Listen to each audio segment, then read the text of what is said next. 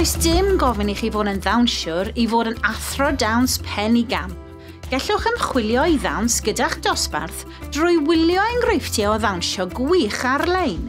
Fe allai fod yn berfformiad byw gan gwmni'r Royal Ballet neu'n fideo gerddoriaeth Bob Cyfoes sy'n enyn diddordeb. Gofynnwch i'ch dysgwyr gwylio am bethau penodol o fewn y cynhyrchiadau yma drwy ofyn iddyn nhw ganfod amrywiaeth o symudiadau dawns yn y darnau.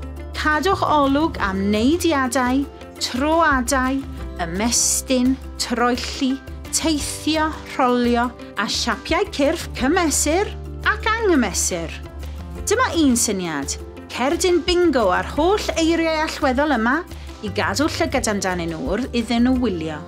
Cyflwynwch ansoddeiriau ac anogwch y dysgwyr I ddefnyddio geiriau disgrifiadol wrth drafod, fel cyflym, araf, trwm ysgafn, sydyn llyfn, cryf, ailadroddus, tyner, robotic, llifeiriol, staccato a thelenegol.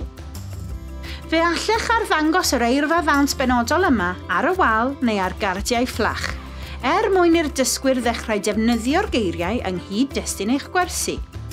Ben chwilio am y symudiadau penodol yn y darn, anogwch y dysgwyr I drafod yr arddull neu'r teimladau yn y darn. Beth yw'r awyrgylch neu'r stori? Sut mae'r tempo, y gerddoriaeth, y gwisgoedd neu'r celfi, y goleuo neu'r llwyfannu yn ychwanegu at y darn? Mae gofyn i'r dysgwyr ddadansoddi beth welan nhw a myfyrio amdano yn ffordd arbennig I fagu hyder a roi iddyn nhw'r gongolfeini ar gyfer creu eu dawnsiau I hunain.